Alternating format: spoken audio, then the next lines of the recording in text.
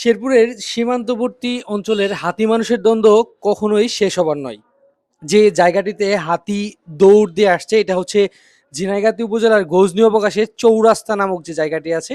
গজনী প্রবেশ করার আগেই যে চার চার রাস্তার মোড় সেখানে একদম ঠিক দুপুরের পরপরই কিন্তু গজনী অবকাশের এই জায়গাটিতে কিন্তু হাতি এবং কি মানুষের মধ্যে ধাওয়া পাল্টা ধাওয়া চলে।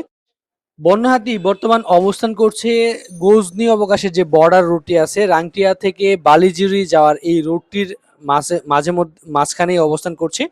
আমরা বিকেল বেলা দেখিয়েছি যে গজনী অবকাশের যে চৌরাস্তাটি আছে সেখানে বন্য হাতি একদম দুপুরের পরপরই কিন্তু সেখানে অবস্থান নেয়।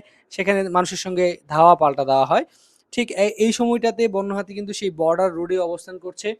আমরা গত রাতে যেমনটি দেখিয়েছি যে এই বর্ডার রোডে যাতায়াতরত বা এই বর্ডার রুট দিয়ে যারা প্রতিদিনই যাতায়াত করেন এই রাংটিয়া থেকে বালিজুরি পর্যন্ত এই রোডটি এড়িয়ে চলার জন্য বলা হচ্ছে। কারণ বন্য হাতি হিংস্র প্রাণী। এই প্রাণী সামনে পড়লে মানুষেরকে আক্রমণ করে। হাতি মনে করে যে মানুষ তাকে আক্রমণ করতে গেছে এবং কি সেই সময় কিন্তু বিপজ্জনক ঘটনাগুলো কিন্তু ঘটে যায় বা অনাকাঙ্ক্ষিত যে ঘটনাগুলো সেগুলো কিন্তু ঘটে যায়।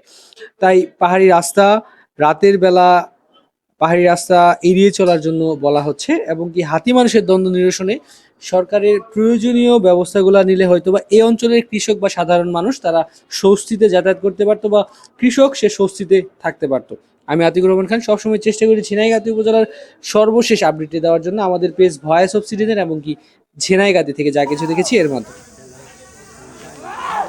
সব সবটি আইছে না তো, সবটি বাইরেছে।